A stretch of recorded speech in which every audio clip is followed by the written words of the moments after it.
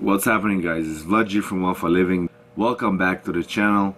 Today we're gonna look at UFC 196 post-fight breakdown. Conor McGregor versus Nate Diaz.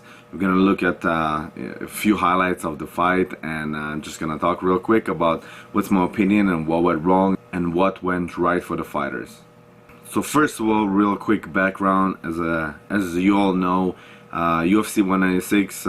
Conor McGregor was supposed to face Rafael dos Anjos for the lightweight belt, but Rafael dos Anjos got injured 10 days out of the fight. So Nate Diaz took the fight on short notice to face Conor McGregor, and the fight was happening at 170 at welterweight. And I just want to note that Nate Diaz actually was training for a triathlon, so he was in fairly decent shape, right, cardio-wise, right? So people said, oh, he's going to be out of shape and stuff like that, which I thought as well. But he looked really good, and because he was training for the triathlon, so he was doing mad cardio and stuff like that. So, he did look pretty good. But, yeah, let's look at the first round, right? So the first round, Conor McGregor was just tuning him up. He was hitting him with everything. He was very confident. His movement looked really good. He was looking a little bit too much for that uppercut, and I think that's not a good thing. He predicted the uppercut to knockout maybe, and he was looking for it too much. I didn't like that.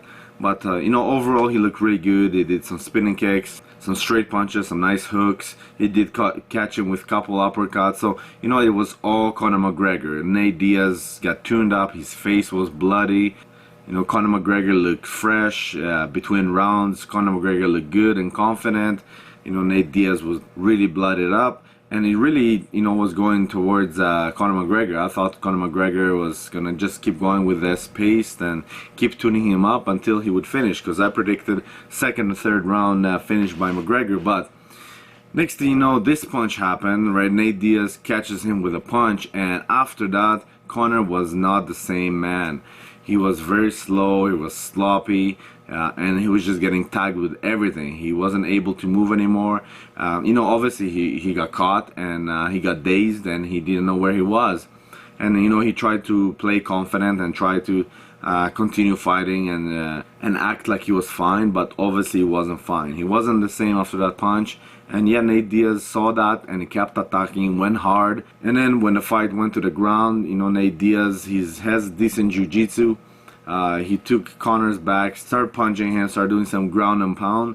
And then Conor just gave his neck up because he didn't know where he was. I bet he was dazed by then so badly from all the shots. And yeah, he got rear naked choked, and Nate Diaz won. So, congratulations to Nate Diaz.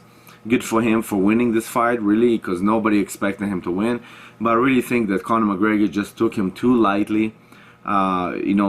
If they fought 10 times, I bet McGregor would win 8 or 9 times.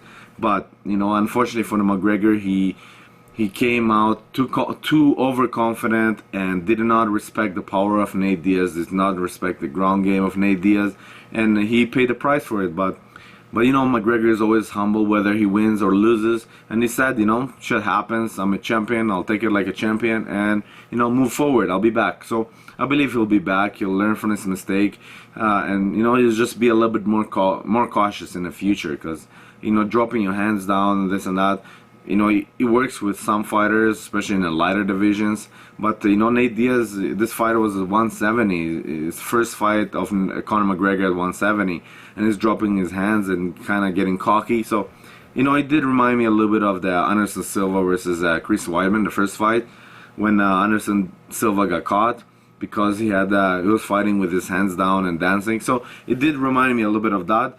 But anyways, I think Conor showed some really cool stuff, some really crisp punching, nice kicks. Conor looked really good. He just got caught. Shit happens. It can happen to any man.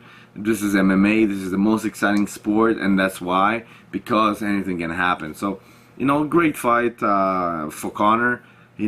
Unfortunately, he did end up losing, but shit happens. But overall, if you're a Conor McGregor fan, you should be proud. He did fight a good fight. It is a short notice change up of opponents, so different style, fighting for the first time at 170. So lots of things.